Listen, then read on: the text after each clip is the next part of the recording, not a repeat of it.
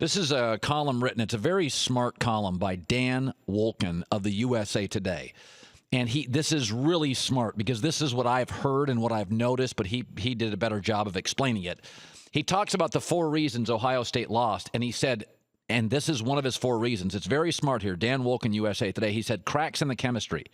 He said, when Ohio State got to the playoffs last year, it was sort of a happy-go-lucky team with an outsized personality, but pretty selfless. And they were kind of an underdog, right? But sudden success it's a strange thing.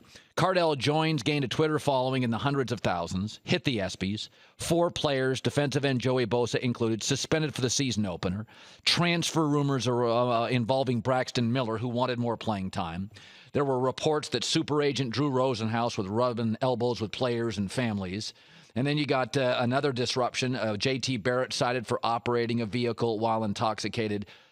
This team had an ego, and this team did not have the focus and the hunger of last year. Very well done by Dan. That's really the truth.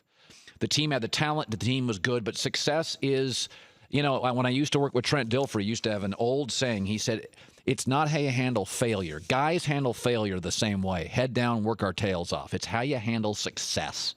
In Ohio State, and this is nobody's fault, they're 20-year-old kids, and they won a national title, and they all returned, and they got a little ahead of themselves. I covered UNLV in the 90s, and the team, Larry Johnson and Stacey Augmon, goes to Denver, and they beat Georgia Tech, and then they beat Duke for the national title, and they destroyed Duke, right? And it was almost preordained. They're going to win the next year. They're going to win the next year. They bring everybody back. And they didn't win the next year. They got way ahead of themselves, and they were beating everybody by 30. And they played Duke, and they were cocky, and Duke was galvanized, and the underdog with Grant Hill, the freshman, and they knocked them off. And everybody goes wild upset. It wasn't really. Duke was a better team. Duke was more focused. They were more physical. They had more depth. And frankly, between Grant, Christian, and Bobby and the coach, they were a better team that day.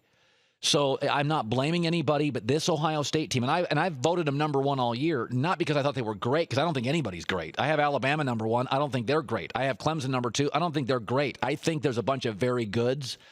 But when you watch them all year, and I watched Saturday night, Michigan State was the better football team. Michigan State should have won that game by a couple of touchdowns. They were dominating the line of scrimmage. So I think it's a cautionary tale of sometimes when you win the year before you're supposed to win.